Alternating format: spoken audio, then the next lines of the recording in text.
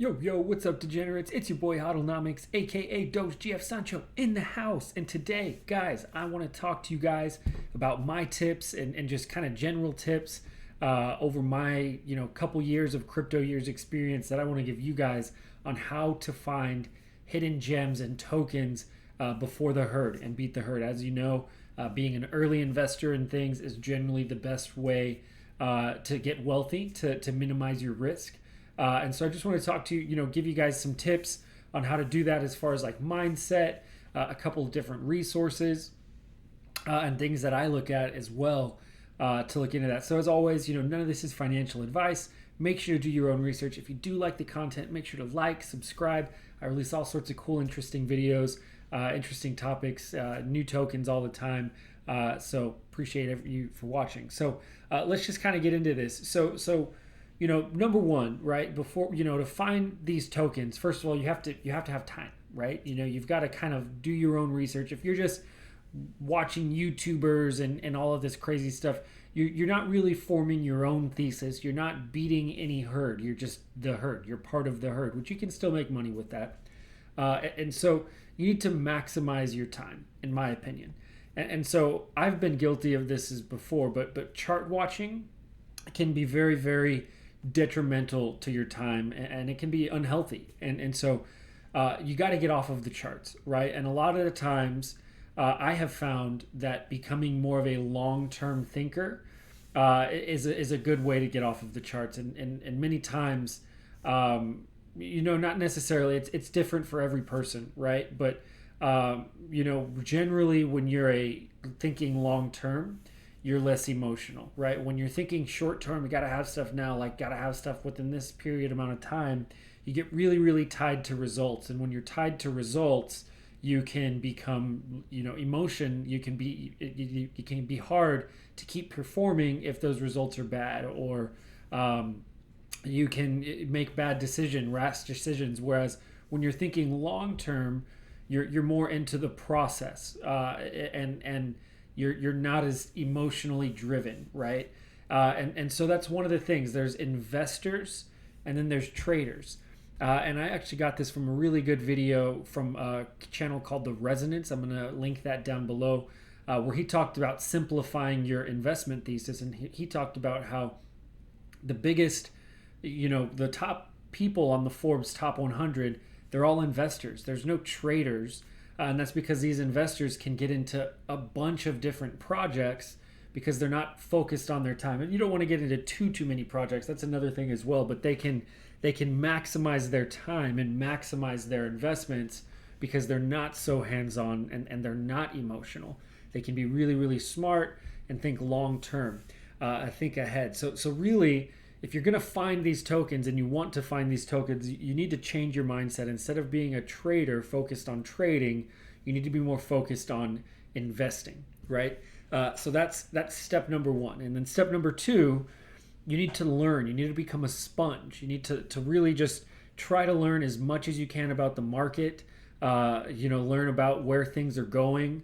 A big thing that I have fallen into before is I'll kind of get maxed out on a token or a couple of tokens. And if I do spend my time on YouTube or on Twitter or wherever, sometimes I'll just be in those communities, and that isn't really productive. That's not it can be good, right? Because you got to stay on top of your tokens, right? You don't want to ignore things, but you need to make room for other things. You need to learn. And I've been in this for a long time, and I'm even, stepping in. I'm not a developer, but developing tokens, which, by the way, I'm launching one here soon. If you haven't signed up for the airdrop, there's a link below for that. It's going to be the DAO. It's the DAO token. I have another insurance one as well that's coming out. And so, I kind of know a lot about that. And I've also found, by the way, I've found some really solid gems the past couple of years as well. I found some tokens that have not necessarily 100x, but multiple tokens that have 10x'd and 5x'd, and it's been pretty consistent. And I found even a few more now that I think are going to do very, very well. But that's because I'm learning, right? I'm talking to developers. I'm trying to see what their thoughts are, and I have the luxury of having tokens as well. But you can go find developers. There's developers communities. There's developers chat rooms, and you may have to learn a little bit about how to communicate with them, but you can do it. and that'll help, give you some guidance on where to go. See what's trending. Don't just ignore those. Go check them out. See what's going on and why people like them. A lot of times those are crap. But you can see, find the influencers, and not only that, but find where they're learning their info from. A great way to do that is see who they're following. Who are these people following? You'll find out that a couple of the influencers might be following one or two people, I found out that a couple of the influencers that I were following, they were following Satoshi Street Bets. So then I start following Satoshi Street Bets, and then I see those are coming out, and then a couple of the influencers start talking about it, right? So that took time for me to figure out, right? And there's no one-stop shop for everybody, right? I don't want to tell you what I would, do. I've kind of gravitated towards gaming, and I think that's a good play because gaming is the biggest industry in the world already, and it's a very, very easy on-ramp for crypto, for people to get into crypto. So I like that. That's a big trend in my opinion. And whenever you do find a trend that you like, you want to dive into that trend. You want to learn about that trend and almost become a specialist as best as possible. And you can't do that if you're looking at charts or just, maximizing your time on these other tokens and things. And so when you do this, right, while you're doing your research, you're going to find, if you do this correctly, right, you're going to find a lot of tokens. And I don't have as much time to do this anymore now that I'm focusing on the development and stuff. So that's kind of why I want to give you guys the tools. But you're going to find tokens and kind of the strategy, I guess, too. But you're going to find things, and you don't just want to go buy them. That's not what you necessarily want to do. You want to try to get in early. If you get in early, you can go look in new liquidity pairs. You can go, just search up there's different hashtags that you can look up as well. You can go get in the comments on Twitter influencers profiles, where they'll say, what's the next token, or, what are these types of tokens that I should be looking at? And then, just go look in there and just go do research. Just spend some time. And you're going to put things on your list and then keep researching them. And then over time, you're going to find that you may have, over a couple weeks, you may have put 10 on your list, and there might be one or two that you like. And so that's going to bring me to my next thing as well. So find something good and bet big on it. That's another thing that the Resonance said. So don't just throw all into everything that you find. Do your research, spend your due diligence on it, and wait for a good buying opportunity. I mean, for me, it's always a Bitcoin dump, and I'm very aggressive with my profits with a lot of tokens. To where even things go up 25%, I'm taking profits on almost everything, right? And it's just that allows for flexibility, and it allows for me to keep buying some of these things. And I don't think it's a good idea to spread your investments too thin. You don't want to have more than 10 investments, in my opinion, because then you can't keep track of them. Keeping track of those tokens is a job in itself, and then you can't find new tokens. So you've got to have a good balancing act, and there are times when it's like, all right, I'm good, I'm fully tapped out. I don't want anything else. Sometimes you find it and it just kind of falls into your lap. But you've got to be careful that you don't have too many. And if you find that you're neglecting some investments, well, then it may be time to de-risk and maybe consolidate into the things that you're most passionate about. So that way you can, find other things that you like, and will focus on. And so when you do that research, like I said, those ones that you're convicted on, buy them, right? Wait for the Bitcoin dump. I always do that. There's always a Bitcoin dump right around the corner.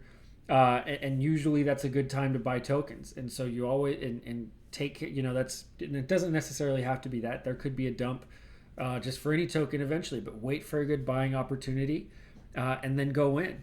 But that's it, guys. I mean, that's pretty much it. It's not. It doesn't really do any good. Also, to kind of backtrack on that, I don't think it does any good to have 3% of your portfolio in one token or 2% of your portfolio in another token.